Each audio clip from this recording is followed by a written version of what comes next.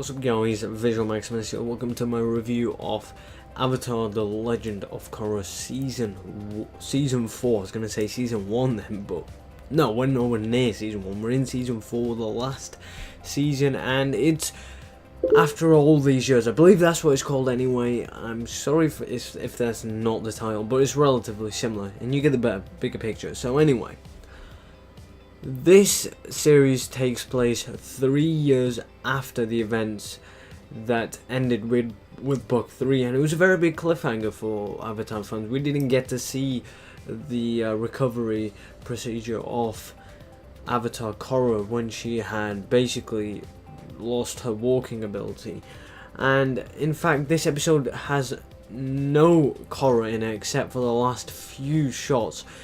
And take that how you want. I mean, some people might hate it. It's based upon Legend of Korra. It's based upon Korra, and you only get to see her for like what, a minute at most.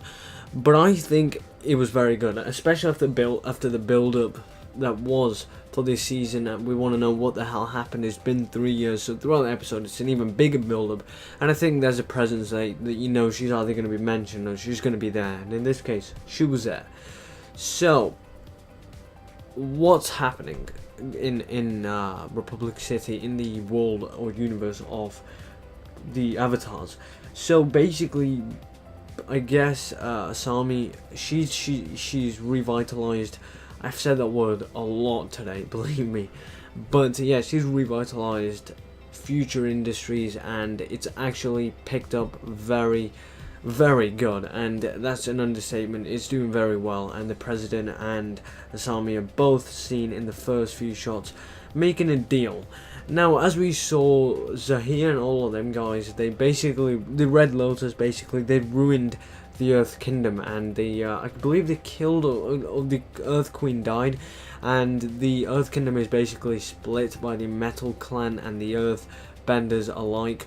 So it's a very bad place, and in fact the main villain, as they call her, the Great Unifier, or great she's something with unifying, basically in terms of unifying, she's going to be the one to unite, or the Great Uniter actually, could be that as well. She's going to be the one to unite the Earth Kingdom back to its normal standard, I suppose.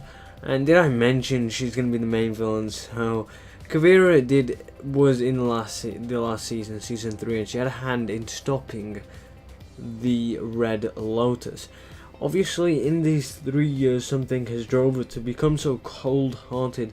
What that probably is because of the Red Lotus and their doing of shaping the Earth Kingdom into what it's become today. And I suppose I don't blame her for choosing the dark side, so to speak.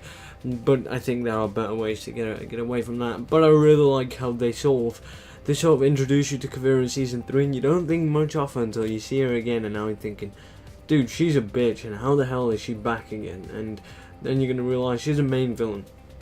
And so, yeah, I think that was just sort of there. But Mako and Bolin, let me just say that Bolin, I really like that he's not that comedic character anymore. I mean, it's only in one episode, yeah, but I think I hated the fact that he was just always cracking a joke every sequence you see with him. Hopefully they down that a notch and sort of get rid of it for the last season. I'd be more than happy, but at this point I think it's part of him to have that humour, so maybe it won't be so bad if it's still there. Now Mako is the prince, the heir to the basically throne of Republic City, the Prince Wu, I believe his name is. He's his personal, I guess, slave. That's the best way of saying it. He does everything for him, and he was made to do that by the Republic City Police and maybe even President. So now, though, he has to go to Ba Sing Se with Prince Wu, and his life is pretty much gone because he was hoping he'd get back into being a detective. In fact, he's missed it. So yeah, as you guys can see, the Avatar team is dysfunctional at this point, and it's very separate. Now, did I mention Bolin? He's actually halfway across the world at this point. He's with Kuvira and their gang, so basically he's off doing his own thing for the Earth Kingdom. So this leaves the Tenzin family. Now, as you guys know, Tenzin is my favorite character. I love the guy, really good character, and Tenzin has aged. Of course, you'd expect him to age, and his kids have aged as well. Now, Tenzin didn't have much to say in this episode as far as it goes, but in the last scene, it's thought that Korra has returned with a massive ship coming, and Tenzin's face just lights up. As you can tell, he hasn't seen her for a long time. Only Korra hasn't come back, her father's come back, and he actually comes and says that he was thought that Korra was already in Republic City, to the question that she's not, or with the answer from Tenzin that she's not actually in Republic City. And that leads on to the question from Korra's father, so where is she? And we get a pan out shot of Korra getting horribly beaten in a wrestling match. The same sort of wrestling match, not the same, the exact same, but similar-ish, I suppose, from way back in season 1 when the Avatar gang was first starting out, and the Avatar team, I should say, was starting out. And it's similar, but she's getting destroyed. In fact, she loses. But she can walk, and what my personal theory is that she traded something for herself to walk, and I think that something was most of her powers. As you can see, she can do earthbending, I believe it was, but she's really, really weak. And in fact, one of the guards asks her, "You look like the Avatar girl," and she says she gets that a lot. So at this point, she's been doing this for a while, I suppose. And then he says something like, "I wonder what happened to that girl." So I think at this point everyone's forgotten about the Avatar.